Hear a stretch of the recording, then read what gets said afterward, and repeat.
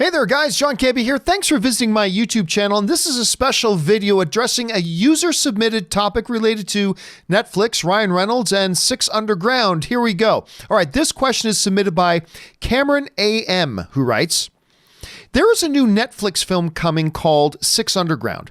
It has an estimated budget of $150 million. Of course it is. It's directed by Michael Bay. Isn't this a risk for them? And by the way, didn't Netflix announce that they would cut their production budgets for original content?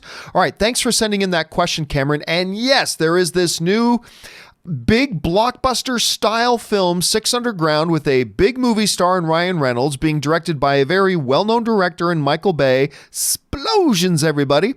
And it is coming to Netflix, and apparently it's a very, very expensive film. The question becomes, how can Netflix spend this kind of money on a movie like that, especially in the light of them recently saying that they were going to cut back on their production budgets? All right, first things first, let's first talk about that thing about Netflix cutting their production budgets.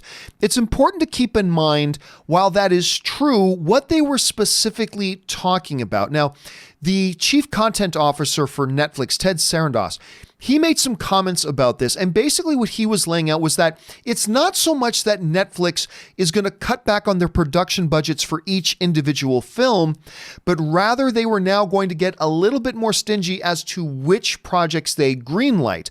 According to Netflix, what they were really going to now focus on were movies and programming that could bring in an audience, because at one point Netflix was really just playing the volume game, just crank out as much content as possible.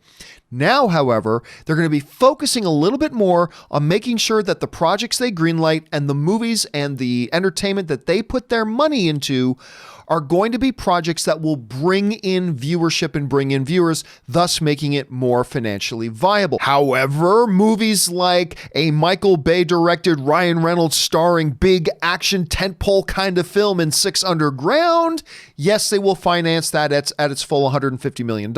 As for the main part of your question, isn't Netflix, which isn't making any box office money, isn't investing like $150 million in a project like this a risk? The answer is absolutely it's a risk. But right now Netflix is in the business of taking risks, and they're kind of in a necessary position that they need to take risks.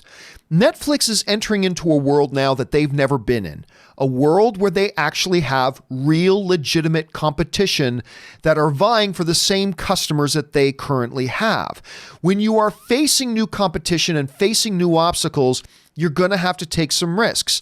In this case, they're looking down the barrel of people that have been around like Hulu and Amazon Prime, but now they're looking at HBO Max on the horizon. They're looking at Disney Plus that is here right now. And these entities are coming out with big, high-profile projects that are getting a lot of attention from people. To remain relevant in these conversations, Netflix also has to be in the business of putting out high-profile, big productions that catch people's attention.